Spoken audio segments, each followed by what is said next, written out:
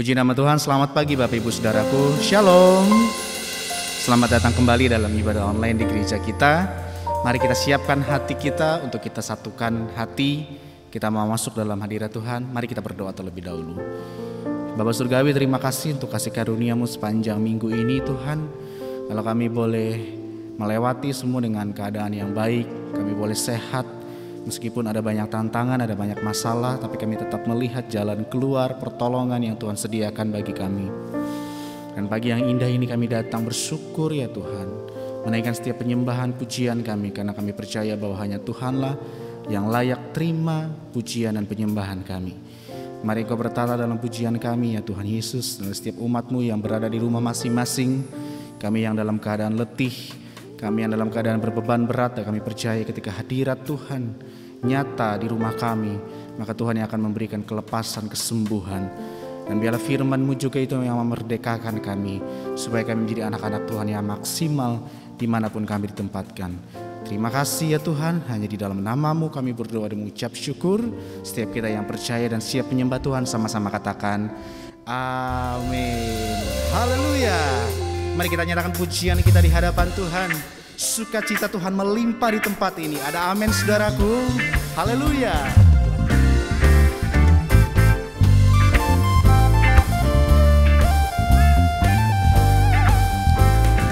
Bersama-sama kita katakan, takkan ku izinkan ketakutan, karena imanku pada Yesus Tuhan. Tak ada alasan tawar hati, karena Yesus ada di sini. Ku percaya firman Tuhan sanggup menghidupkan dan berikan sukacita dalam Tuhan melimpah, melimpah. Kekuatan dari Tuhan tercurah atas kita. Haleluya. Mari dengan iman sama-sama katakan, takkan ku izinkan ketakutan, karena imanku pada Yesus Tuhan. Tak ada alasan tawar hati, karena Yesus ada di sini. Ku percaya firman Tuhan sanggup menghidupkan dan berikan sukacita dalam Tuhan melimpah, melimpah. Kekuatan dari Tuhan tercurah atas kita. Pemusik memuji Tuhan. Mari sama-sama tinggikan Yesus Tuhan kita Bapak Ibu Saudaraku. Haleluya.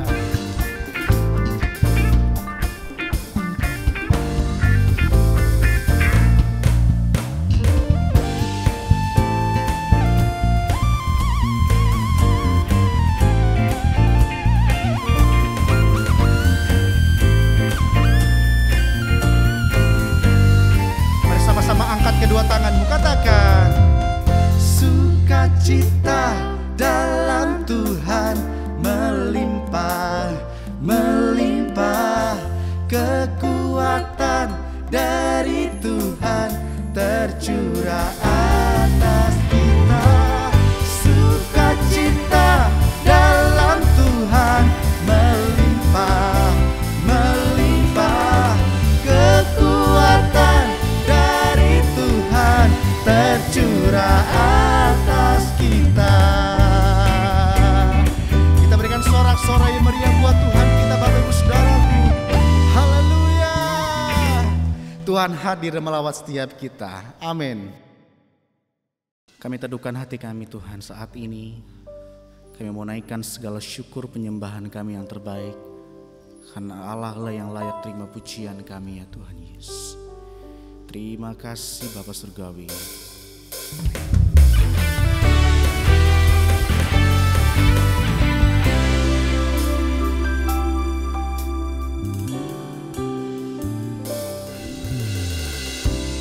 Dengan apa ku membalas kasih-Mu yang ku terima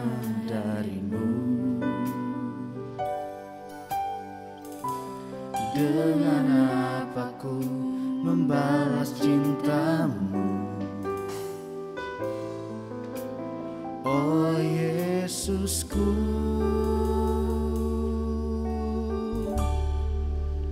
Ku mau selalu bersyukur, selalu bersyukur.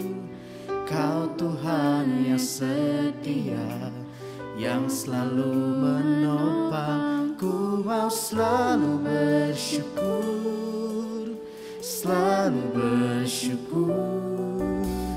Kau Bapa-Ku yang setia. Mari dengan iman kita katakan, saudaraku,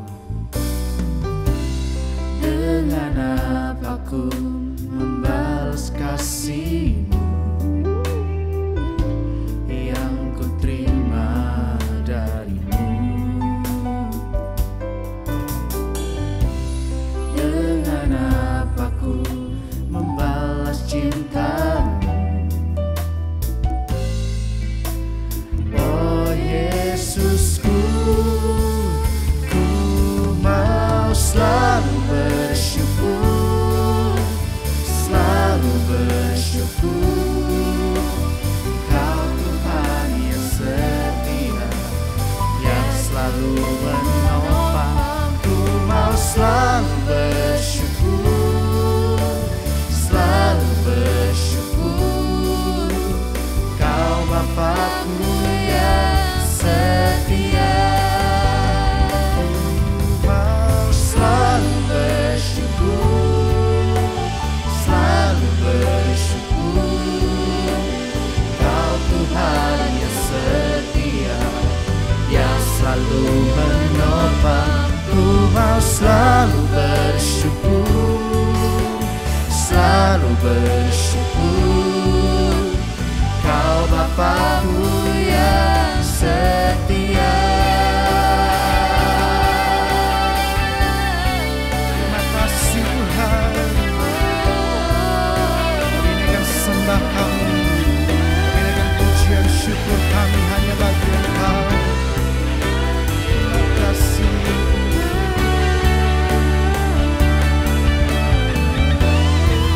Mari kita angkat kedua tangan kita, sama-sama kita katakan, ku mau selalu bersyukur, selalu bersyukur.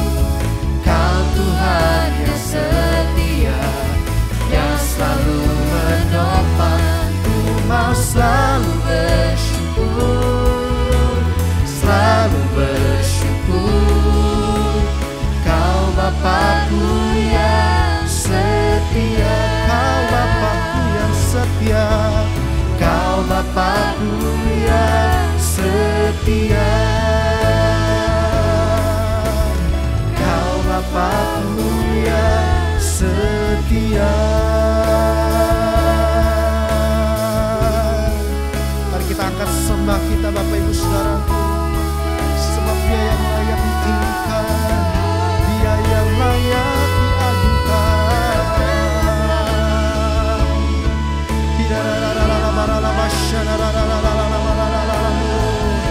Kami sembah, kami tinggikan, kami muliakan hanya Engkau, Allah yang kudus, Allah yang besar, Allah yang bertahta dalam pujian kami.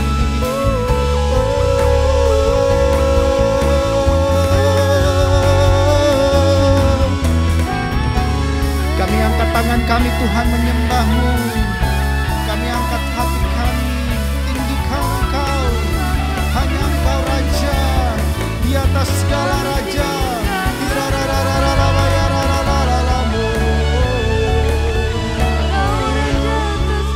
Terima kasih.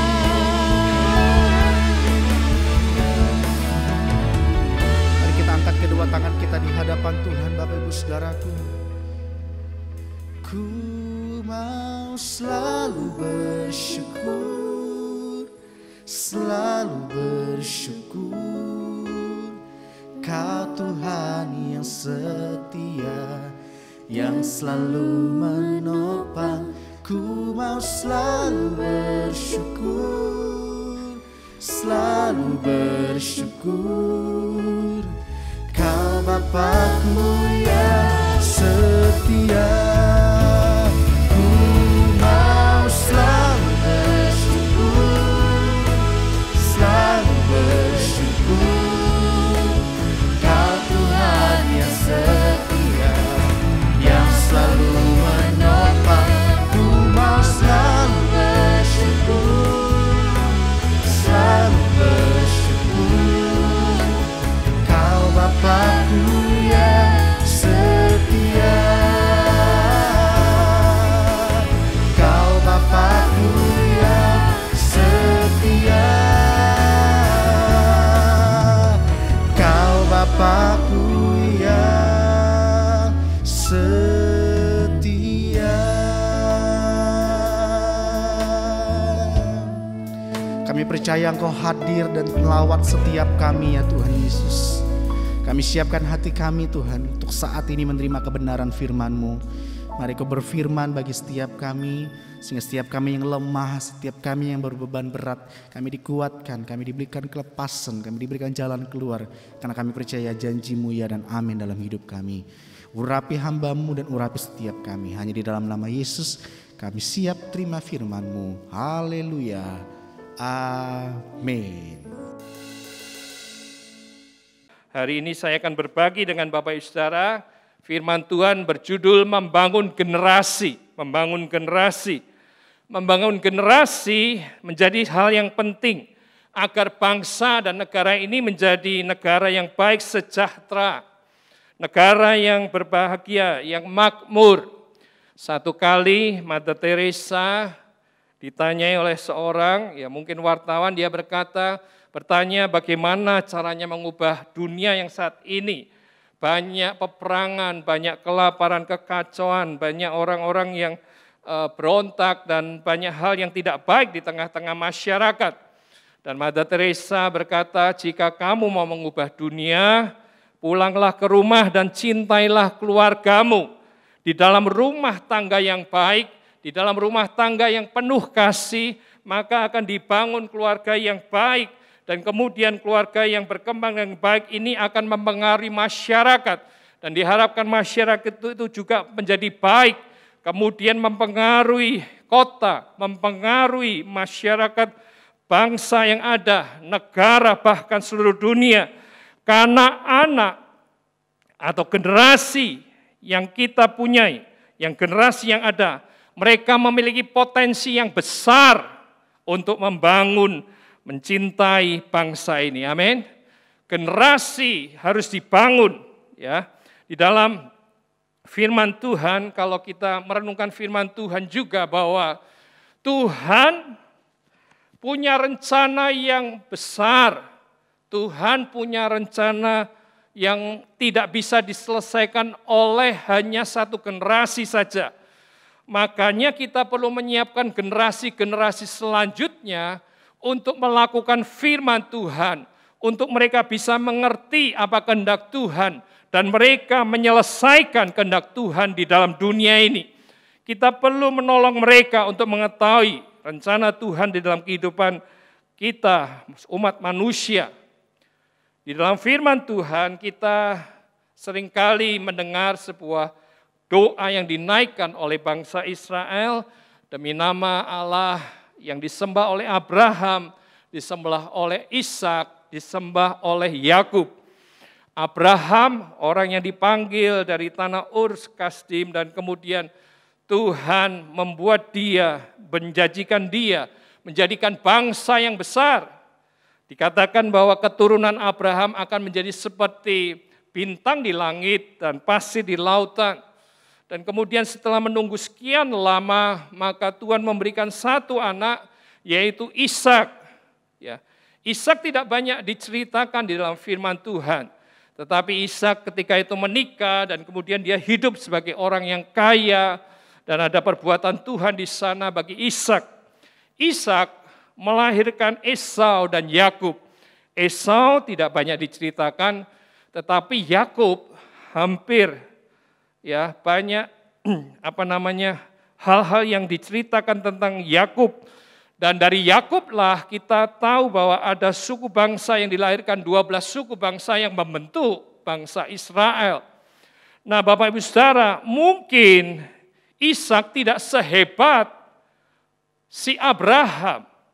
Kisahnya tidak sehebat Abraham. Tapi tanpa Ishak, maka tidak akan lahir Yakub yang melahirkan suku bangsa Israel. Bapak Ibu Saudara, saya mau berkata, tidak mungkin generasi ini menjadi lebih baik tanpa campur tangan daripada Bapak Ibu Saudara, kakak-kakak rohani, pembina-pembina yang ada. Kita harus membangun bangsa ini. Ya, tidak mungkin generasi ini menjadi baik tanpa campur tangan orang tua yang ada. Oleh karena itu, mari kita merenungkan bersama-sama bagaimana membangun generasi ini. Anak-anak muda, engkau juga perlu mendengar firman Tuhan ini. Satu kali engkau akan menikah, saat ini engkau menjadi kakak, engkau perlu juga melakukan hal ini. Apa yang harus kita lakukan untuk membangun generasi ini? Saya membawa Anda, Bapak Ibu Saudara, di dalam perenungan beberapa hal. Yang pertama adalah bicara hidup sebagai orang merdeka. Ya, hidup sebagai orang merdeka. Firman Tuhan berkata bahwa supaya kita sungguh-sungguh merdeka, Kristus telah memerdekakan kita. Karena itu berdirilah teguh dan jangan mau lagi dikenakan kuk perhambaan. Ya, kita telah dikuduskan satu kali oleh karya Kristus di atas kayu salib. Yesus datang ke dunia, dia menderita, dan dia mati di atas kayu salib untuk menebus dosa kita.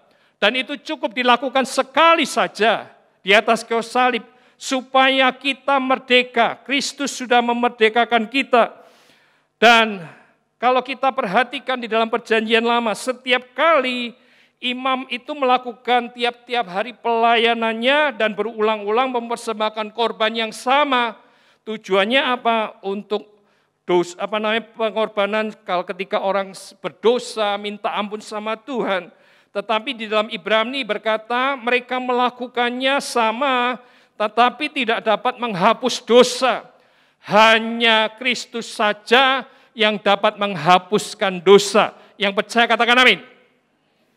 Kristus saja, agama Kristen, korban bakaran, korban persembahan uang kita, tidak bisa membawa kepada keselamatan, tetapi hanya Kristus saja. Nah, apa hubungannya hidup sebagai orang merdeka dengan membangun generasi ini? Apa hubungannya? Ketika kita membayangkan di suatu negara, pada saat yang sama, ketika orang tua mereka dijajah, maka anak-anak juga akan dijajah. Ya, tentunya mereka akan merasakan penderitaan yang sama dengan orang tuanya. Nah, jika orang tua tidak dimerdekakan, dipulihkan daripada dosa, biasanya mereka juga akan melakukan hal yang sama kepada keturunan selanjutnya. Bapak Ibu Saudara bisa melihat contoh-contoh mungkin di sekitar kita. Orang tuanya suka berjudi, biasanya anak-anaknya juga terikat dengan hal ini, berjudi. Orang tuanya pemabuk, biasanya anak-anaknya juga punya teladan yang sama dan melakukan hal yang sama, mabuk. Orang tuanya jatuh bangun di dalam perceraian. Kalau mereka tidak dipulihkan, tidak dimerdekakan, biasanya anak-anak juga akan mengalami hal yang sama. Karena orang tuanya belum dimerdekakan, anak-anaknya biasanya mengikuti teladan yang ada. Makanya firman Tuhan berkata, karena itu berdirilah teguh dan jangan mau lagi dikenakan kuk perhambaan. Hal ini penting karena di sekitar kita banyak orang yang mengaku Kristen, tapi kehidupannya masih di dalam dosa. Hidupnya tanpa pertobatan. Pertobatan bukan terjadi karena kita ini sudah Kristen dari awal mulanya, tetapi yang penting pertobatan itu terjadi ketika kita berjumpa dengan Kristus. Ketika kita kenal dengan Kristus, Kristus mengubahkan hidup kita. Itu menjadi sudah perjumpaan pribadi masing-masing orang. Kita dimerdekakan, itulah yang mengubahkan hidup kita. Masihkah ingat Bapak Ibu Saudara, Kapan Anda berjumpa secara pribadi dengan Tuhan? Masihkah Anda mengingat bagaimana kasih Tuhan dicurahkan dalam kehidupan Anda? Itulah yang membuat kita berubah. Ya. Kemudian kita memutuskan untuk dibaptis air. Bukan tanda supaya tubuh kita dibersihkan, tetapi firman Tuhan berkata, baptisan air itu diberikan dengan tujuan supaya kita memohon hati nurani yang baik kepada Allah oleh kebangkitan Kristus Yesus. Baptisan air itu sebagai tanda orang percaya kepada Yesus yang sudah menyelamatkan dan mengaku sebagai orang percaya, sebagai orang Kristen, maka mereka dibaptiskan dan kita meminta hati nurani yang bersih supaya kita menjadi pada akhirnya seperti Kristus. Pikiran, perasaan kita harus diperbarui. Paulus menuliskan kepada jemaat Efesus untuk menanggalkan manusia lama dan diperbarui di dalam roh dan pikiran.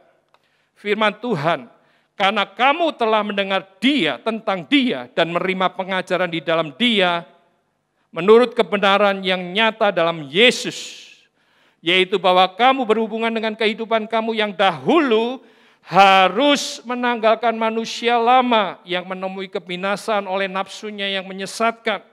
Kehidupan lama, kehidupan dengki, kehidupan menipu, kehidupan dosa, kehidupan yang jauh daripada Tuhan.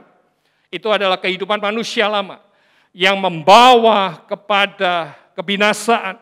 Harus ditanggalkan. Dan supaya kamu dibaharui di dalam roh dan pikiran. Ketika kita terima Tuhan Yesus, maka Dia menyucikan hidup kita, mengubah roh, mengubah pikiran kita, supaya pada akhirnya kita mengenakan manusia baru yang telah diciptakan menurut kehendak Allah di dalam kebenaran dan kekudusan yang sesungguhnya. Kita, orang-orang yang mati bagi dosa, diciptakan kembali sebagai manusia baru yang diperbarui roh dan pikiran kita. Kita perlu mengenakan manusia baru, hidup di dalam kebenaran, hidup di dalam kasih, sukacita, damai sejahtera, kemurahan, kebaikan, penguasaan diri. Buah-buah roh itu muncul dalam kehidupan kita, hidup di dalam kesucian. Di sini kita perlu sadar, manusia kita, manusia diri kita ini seringkali gagal. Oleh karena itu kita butuh Roh Kudus menuntun kita setiap hari untuk melakukan perintahnya, untuk hidup di dalam ketaatan. Kekudusan itu harus dilakukan setiap hari, setiap saat, supaya pada akhirnya kita dibentuk sama seperti serupa dengan Kristus yang cocok sebagai mempelai kerajaan Allah. Oleh karena itu firman Tuhan tadi diingatkan, berdiri teguh dan jangan mau lagi dikenakan kuk perhambaan. Amin. Berdiri teguh. Nah, apa yang membawa kita kembali kepada kuk perhambaan kita? Apa yang membawa kita kembali? Masalah hidup yang ada dalam kehidupan kita. Masalah bisnis, keluarga, masalah pribadi bisa menyebabkan kita putus asa dan kita ingin mengambil jalan untuk hidup di dalam perhambaan kembali, masuk ke dalam kehidupan yang lama. Bangsa Israel, Tuhan bawa mereka dari tanah Mesir menuju tanah Kanaan, tanah yang penuh susu dan madu, banyak kelimpahan di sana. Tetapi ketika mereka berjalan di dalam perjalanan mereka akhirnya ketemu dengan waktu di mana mereka kelaparan, habis pembekalan mereka, sehingga mereka mengeluh, kami kehabisan makanan, dan mereka berkata, adalah lebih baik kami kembali ke Mesir, kami bisa makan daging di sana, kami bisa kenyang di sana, daripada kami mati di padang gurun ini. Mengapa Musa engkau membawa kami ke padang gurun ini? Padahal rencana Tuhan rencana yang besar.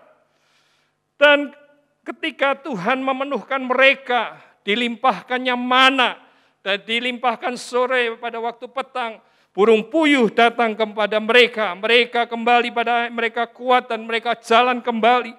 Sampai pada akhirnya sebelum waktu mereka akan masuk ke tanah Kanaan, Dan diutuslah 12 orang pengintai yang masuk ke tanah Kanaan. Mereka membawa berita, 10 orang berkata, tanahnya bagus dan semuanya berlimpah-limpah, tapi orang-orang di sana, orang-orangnya besar, dan kita tidak akan sanggup mengalahkannya. Apa yang terjadi? Orang Israel berkata dan menangis, oh lebih baik kami kembali ke Mesir di sana. Mereka mau mengangkat pemimpin baru untuk membawa mereka kembali ke Mesir. Tekanan hidup, kekhawatiran, masalah yang ada membuat mereka ingin kembali kepada kehidupan yang lama. Kondisi-kondisi yang ada dalam kehidupan kita, kadang-kadang ketika kita sudah bertobat, tetapi kita ingin kembali ke kehidupan yang lama. Kondisi tekanan ekonomi sekarang, kita mungkin tidak bisa lepas, kita bingung dengan kondisi yang ada. Pada akhirnya, kita punya kebiasaan yang lama, kita berjudi.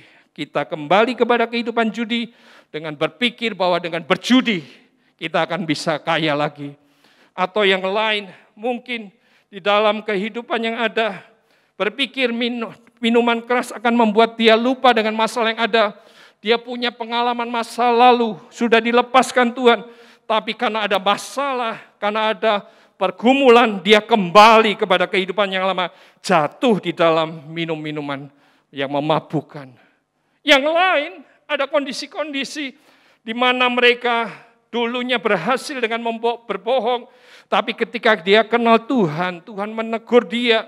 Dan akhirnya bertobat, tetapi karena kondisi yang ada, akhirnya membawa dia kembali untuk berbohong kembali, hidup di dalam perhambaan yang lama. Firman Tuhan mengingatkan kita, berdirilah teguh dan jangan mau lagi hidup dalam perhambaan. Dulunya cinta Tuhan, ketemu Tuhan, ibadah dengan rutin, baca firman Tuhan, merenungkan firman Tuhan, berdoa. Tapi ketika ada masalah dan rasanya Tuhan tidak menjawab, Tuhan tidak menolong dengan segera, apa yang terjadi? Membuat mereka akhirnya kembali kepada kehidupan yang lama. Lupa Tuhan, lupa firman Tuhan, lupa beribadah, lupa berdoa. Kuk yang ada, yang dulunya sudah dilepaskan, tapi karena ada masalah yang ada, akhirnya kembali kepada kehidupan yang lama.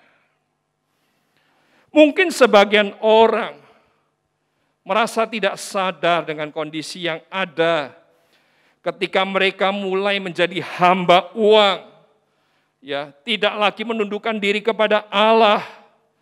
Seringkali ada yang berkata, kalau di dalam Tuhan harusnya engkau kaya diberkati Tuhan.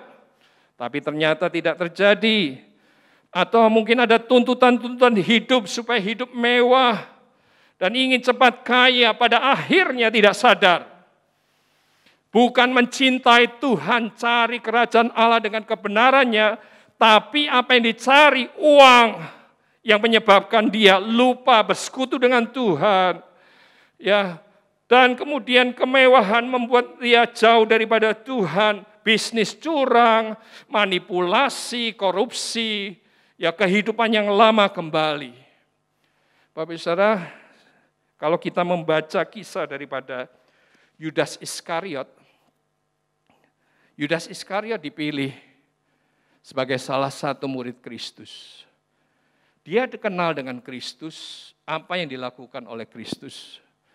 Tapi ada motivasi yang salah dalam kehidupan dia.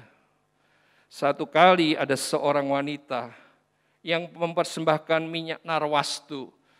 Dia memecahkan botolnya dan mencurahkan di kaki Kristus. Dan kemudian mengusap rambutnya kepada kaki Kristus, membasuh kaki Kristus. Harga minyak itu mahal sekali, 300 keping dinar. 1 dinar itu adalah sebuah gaji yang cukup besar sehari untuk mereka. Satu nilai yang besar, dan si Yudas berkata, bukankah harusnya minyak ini bisa dijual dan diberikan kepada orang-orang miskin? Tapi tahukah di dalam kitab Yohanes mencatat Yudas Iskariot itu ternyata seorang pencuri, sering mengambil uang yang disimpan di dalam kas yang dipegangnya. Kenal Tuhan, setiap hari sama dengan Yesus, tapi dia adalah hamba uang di sana. Apa yang terjadi ketika dia satu waktu menawarkan diri, Yesus, apa yang engkau bisa berikan padaku kalau aku menyerahkan Kristus? Maka diberikanlah 30 keping perak. Yudas Iskariot, Tuhannya bukan Kristus tapi Mamon. Apakah kita juga jatuh di dalam hal-hal seperti ini tanpa kita sadari? Firman Tuhan dikatakan, berdirilah teguh dan jangan mau lagi dikenakan kuk perhambaan. Jika kita kembali kepada kehidupan yang lama, kehidupan dosa, maka iblis, maka diri kita akan menuduh kita, akan membuat kita tidak nyaman bersekutu dengan Tuhan, mengganggu hubungan kita dengan Tuhan, membawa jauh hidup kita daripada Tuhan, karena diri kita tertuduh. Firman Tuhan berkata, jikalau hati kita tidak menuduh, maka kita mempunyai keberanian percaya untuk mendekati Allah. Bagaimana dengan kehidupan kita? Apakah saat ini kita punya hati nurani yang murni, yang nyaman ketika kita dekat sama Tuhan? Kalau tidak, mari datang sama Tuhan. Bagaimana mungkin kehidupan kita yang tidak dimerdekakan? Ya, ada dalam perhambaan dosa bisa membangun generasi ini. Generasi yang membutuhkan teladan yang baik. Teladan apa yang kita bisa bangun ketika kita sendiri jatuh atau hidup di dalam dosa? Apa yang kita bisa bangun dari generasi ini? Oleh karena itu firman Tuhan mengingatkan kita, berdirilah teguh dan jangan mau lagi dikenakan kuk perhambaan. Biarlah setiap orang hidup sebagai orang merdeka. Hal yang kedua yang kita bisa lakukan sebagai orang percaya adalah, baiklah kita hidup sebagai pembangun generasi. Ya, hidup sebagai orang merdeka, dan yang kedua hidup sebagai seorang pembangun generasi. Tantangan apa yang ada di dalam generasi ini? Generasi ini identik dengan teknologi yang makin maju, sehingga setiap orang harus menguasai ya dunia kerja, bersaing dengan teknologi yang ada, dengan robot, dengan kecerdasan buatan. Beberapa usaha sudah mulai digantikan robot ya. Kasir di bank ya mulai berkurang, diganti dengan ATM yang bisa menerima setoran. Ya, customer service yang memberikan informasi-informasi sekarang digantikan mesin-mesin.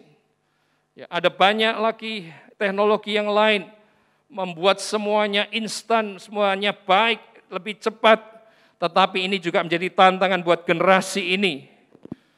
Ya, karena kalau tidak bisa menguasai teknologi, akan kalah di dalam persaingan hidup yang ada. Generasi ini tantangannya apa? Hedonisme, kehidupan mewah. Makan di tempat mewah, ya, di hotel-hotel mewah, liburan mewah, dan semuanya untuk kesenangan diri sendiri. Ingin cepat kaya. Generasi ini, ada yang ngomong generasi narsis, ya, egois, menjadikan dirinya pusat perhatian utama. Ya, adik-adik, semua orang yang ada di sini mungkin punya Instagram. Lihat apa Instagram yang terjadi dengan orang-orang yang, sebagian orang yang pamer dengan kemewahan, pamer dengan makanan, pamer dengan segala hal yang ada. TikTok dan macam-macam. Ya, ada banyak hal-hal yang dinyatakan di dalam media sosial yang ada. Sebagian orang berkata generasi ini juga mulai menjauhi dari nilai-nilai rohani. Itu tantangan-tantangan yang ada di dalam generasi ini. Nah, apa yang harus kita lakukan bagi generasi ini? Ya, firman Tuhan mengajar kita di dalam Ulangan 6, ayat yang seringkali diungkapkan.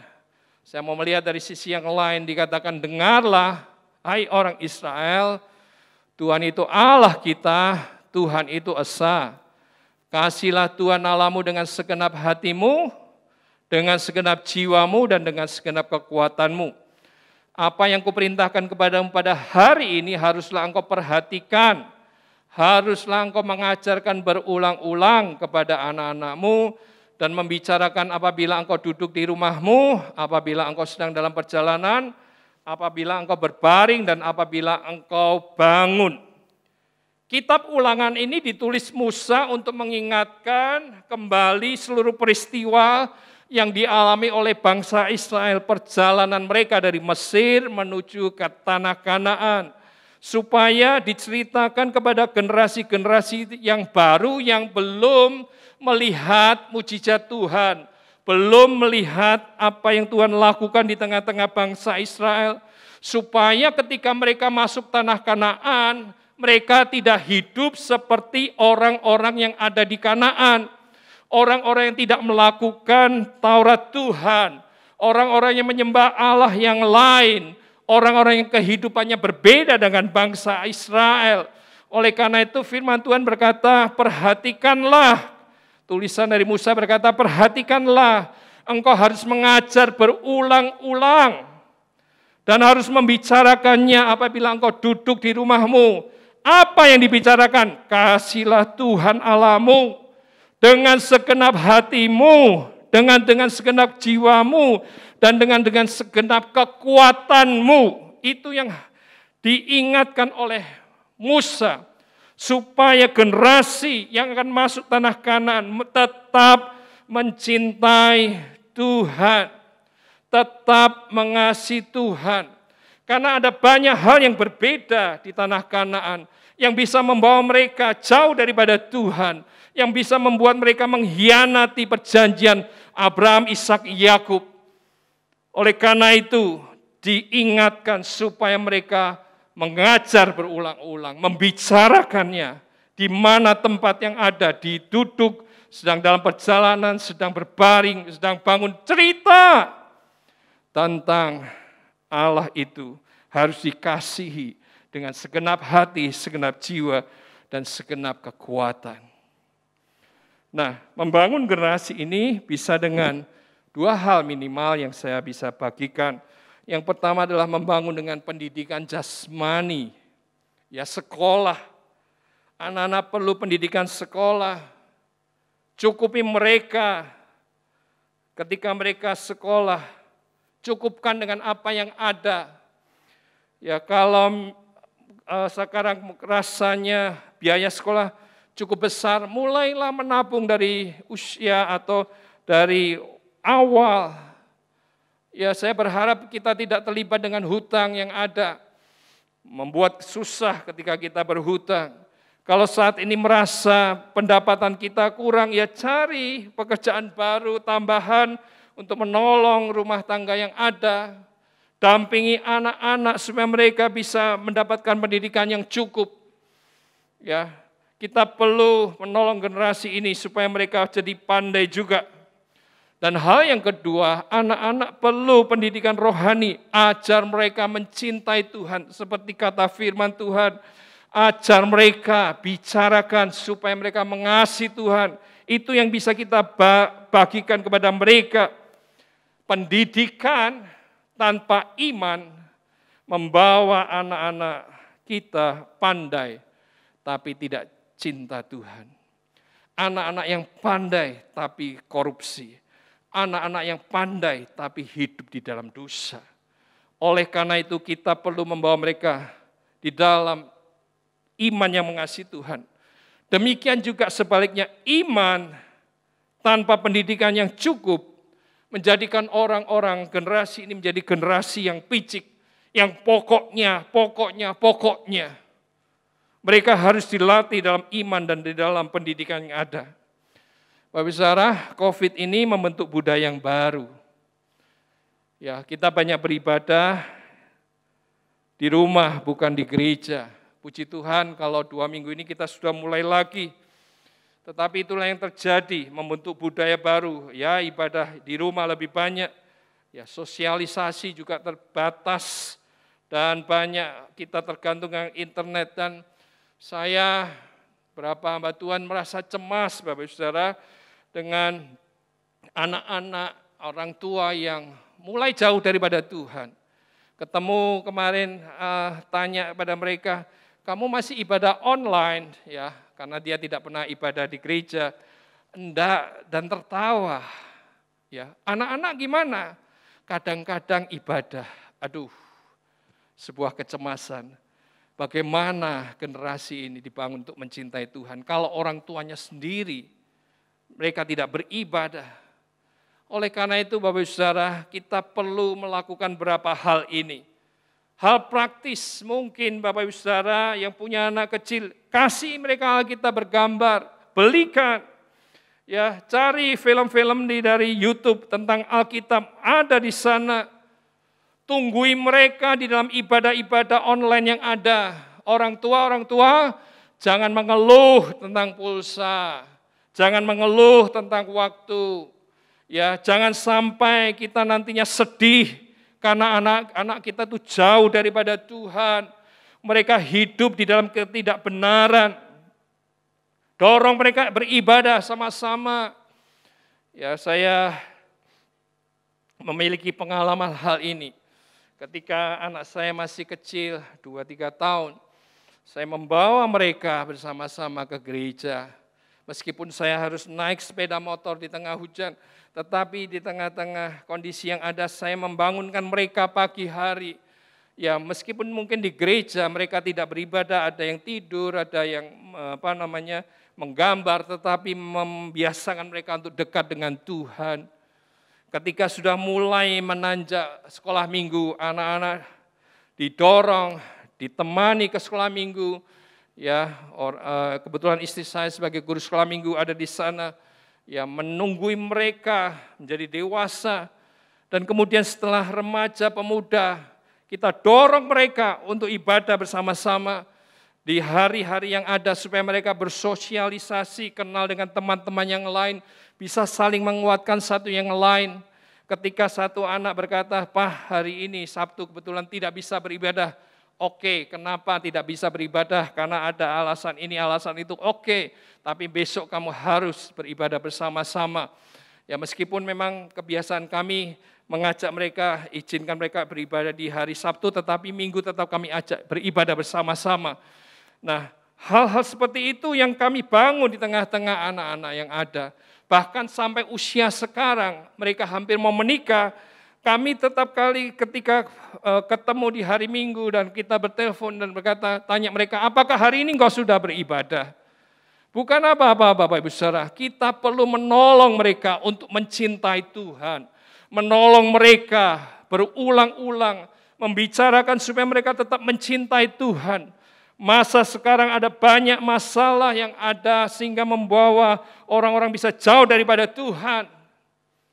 Orang-orang tua, izinkan anak-anak, lihat engkau beribadah dengan kusuk ketika engkau ada di rumah, online, serius beribadah, ajak mereka beribadah bersama-sama, yang besar beribadah bersama-sama.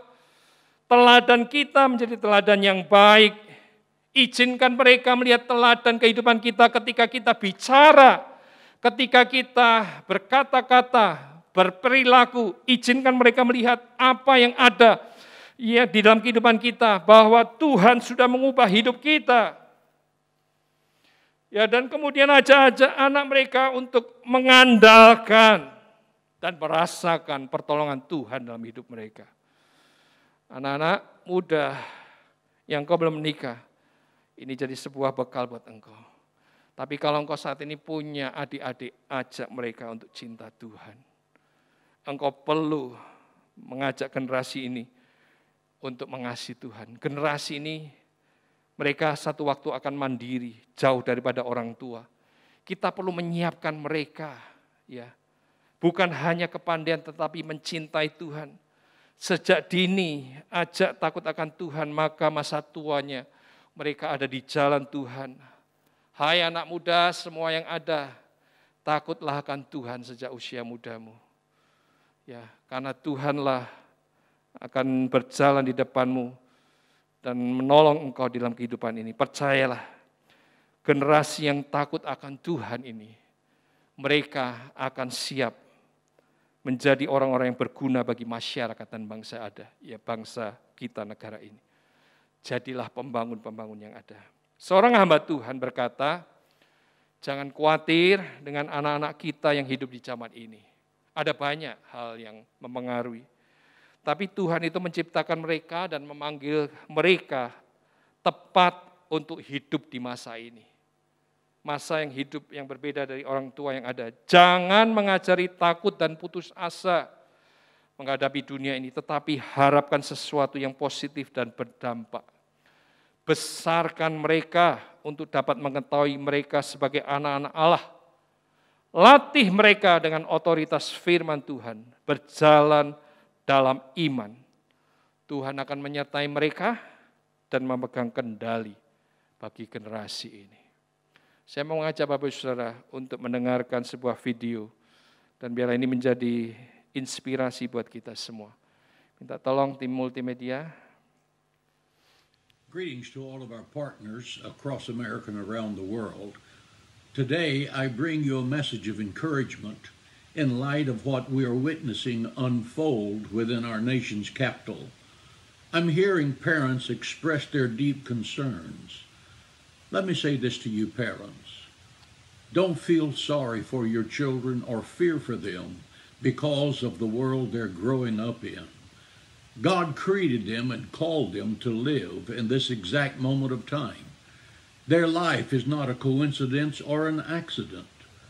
Don't teach them to be fearful and disheartened by the state of the world condition, but hopeful that they can do something positively to impact it.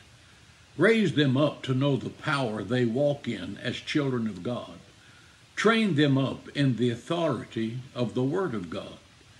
Teach them to walk in faith, knowing that God is in control of our lives. Empower them to know that they can change the world. Every person in all of history has been placed in the time into which they were born through God's sovereign plan. He knew Abraham could pass his test. He knew Moses could handle Pharaoh. He knew that Daniel could handle the lion's den. God is sovereign. He knew David could handle Goliath. He knew that Esther could handle Haman.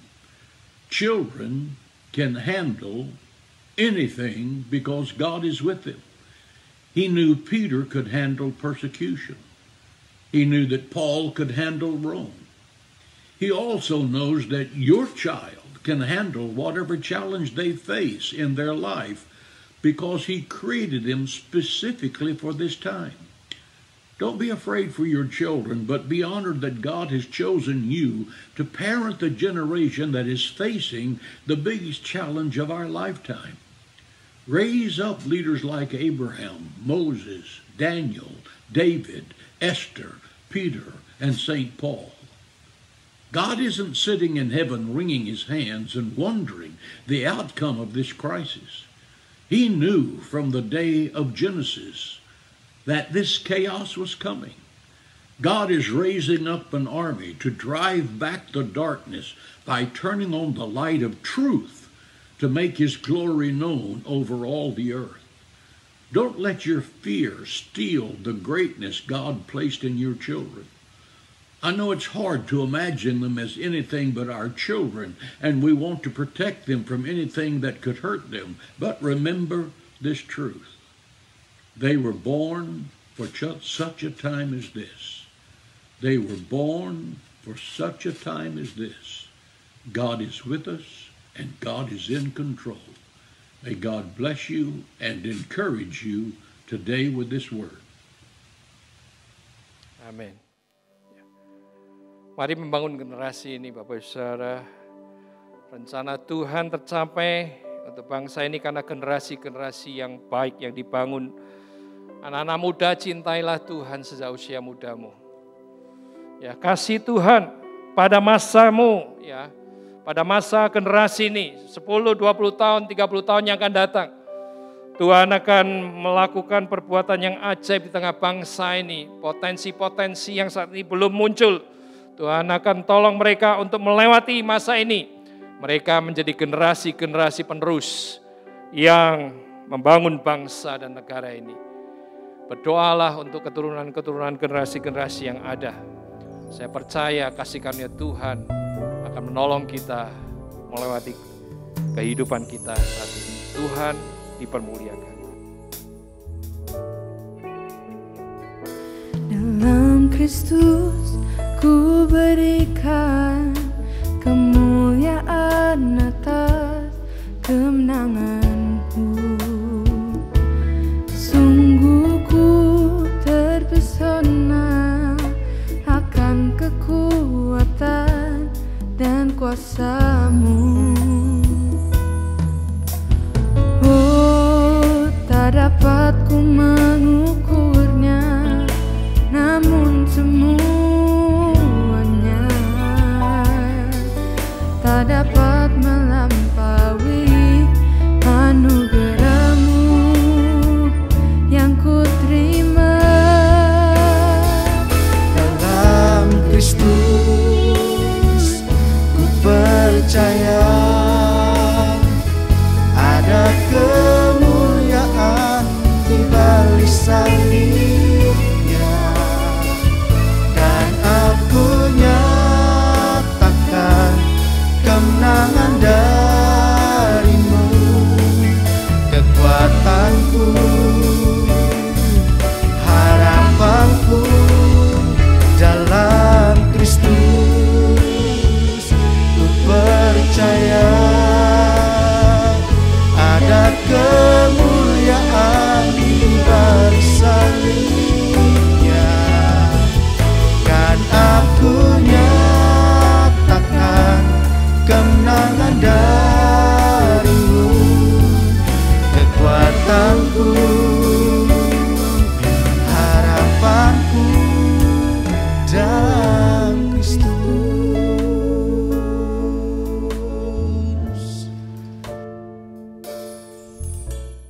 Puji Tuhan, Bapak Ibu, kita sudah selesai beribadah dan mari kita siapkan hati kita untuk masuk dalam perjamuan kudus.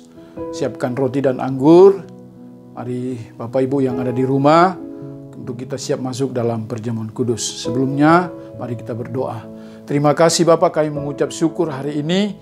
Kami sebentar akan masuk dalam perjamuan kudus. Tuhan sucikan roti dan anggur yang sebentar kami makan dan minum, sehingga ketika kami melangkah makan dan minum roti dan anggur ini, kami yang lemah dikuatkan. Sucikan, kuduskan kami, basuh kami dengan darah-Mu, agar kami layak makan tubuh dan minum darah-Mu lewat perjamuan kudus. Terima kasih, dalam nama Yesus kami berdoa. Haleluya, amin. Mari kita angkat roti tinggi di atas kepala kita dan dengarkan firman Tuhan. Sesudah itu kita makan bersama. Sebab apa yang telah kuteruskan kepadamu pada malam waktu Yesus diserahkan, mengambil roti, mengucap syukur dan memecah-mecahkannya dan berkata, inilah tubuhku yang diserahkan bagi kamu, perbuatlah ini menjadi peringatan akan aku.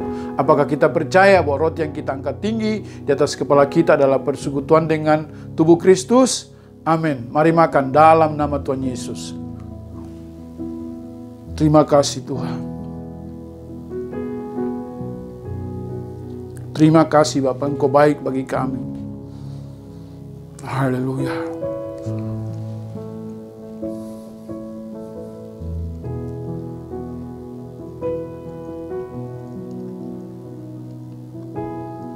Amin. Mari kita angkat cawan tinggi di atas kepala kita. Dengarkan firman Tuhan. Sesudah itu kita minum bersama. Demikian juga yang mengambil cawan, lalu berkata, darahku telah tercurah bagi kamu. Darahku dicurahkan untuk menebus dosa-dosa dan pelanggaran kamu. Apakah kita percaya bahwa cawan yang kita angkat tinggi di atas kepala kita adalah persekutuan dengan darah Kristus? Minum dalam nama Tuhan Yesus. Haleluya. Terima kasih Bapa, terima kasih Tuhan Yesus, terima kasih Roh Kudus. Kami percaya hari ini kami sudah diberkati dan lewat perjamuan kudus setiap kami yang lemah dikuatkan, kami yang susah dihibur, kami yang sakit disembuhkan oleh Tuhan. Sebab kami percaya di dalam perjamuan kudus ada mujizat, ada kuasa Tuhan. Terpujilah nama-Mu Tuhan. Dalam nama Yesus kami berdoa dan mengucap syukur. Haleluya. Amin.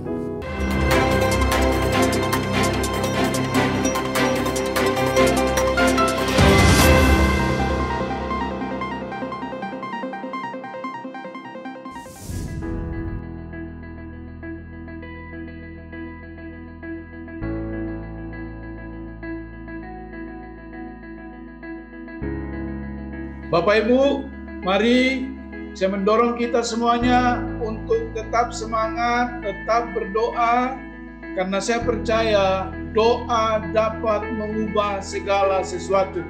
Amin. Tuhan Yesus berkata, saudara sekalian, mari datanglah kepadaku semua yang letih, lesu, dan berbeban berat. Aku akan memberikan kelegaan kepadamu. Saudaraku, tidak ada hal yang lain yang kita bisa lakukan kecuali kita datang mendekat kepada Tuhan. Lewat doa pagi semacam ini, saya sungguh diberkati Tuhan. Lewat doa pagi semacam ini, saudara sekalian, yang tadinya lemah kembali dikuatkan oleh Tuhan.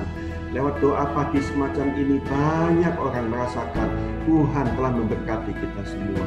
Mari saudara sekalian, mari kita ikut di dalam doa pagi ini. Ini memberkati kita, sungguh ini sangat memberkati kita. Saya sekali lagi menghimbau, mengajak saudara semua untuk ikutlah, datanglah, sekutulah lewat doa pagi semacam ini. Amin.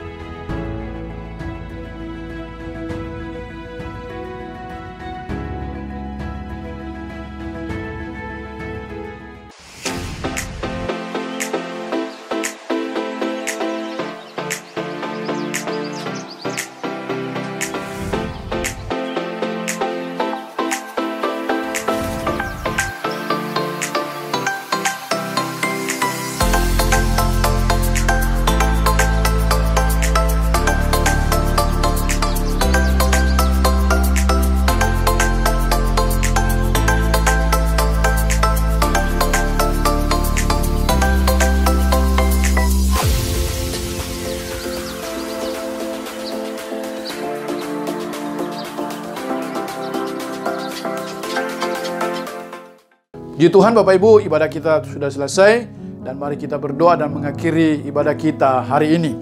Bapa, kami bersyukur, kami berterima kasih karena Tuhan sudah menyertai ibadah kami. Kami percaya pujian dan penyembahan kami berkenan di hati Tuhan dan kami sudah mendengarkan firman-Mu, bahkan terlebih kami sudah makan tubuh dan minum darah-Mu lewat perjamuan kudus. Tuhan kuduskan dan sucikan kami. Tibalah saatnya kami mengakhiri ibadah kami pada hari ini. Bapak Ibu sidang jemaat, mari angkat kedua tanganmu, siapkan hati, dan terimalah berkat dari Tuhan.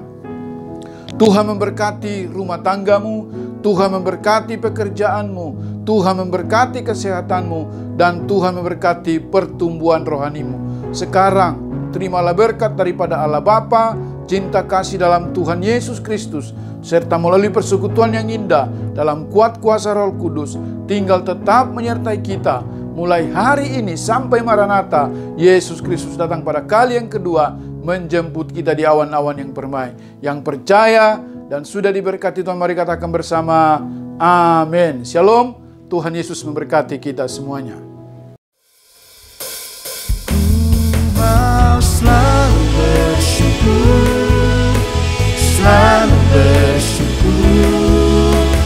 Kau Tuhan yang setia, yang selalu menopang. Ku mau selalu bersyukur, selalu bersyukur. Kau Bapa-Ku yang setia, Kau Bapa-Ku yang setia, Kau Bapa-Ku yang setia.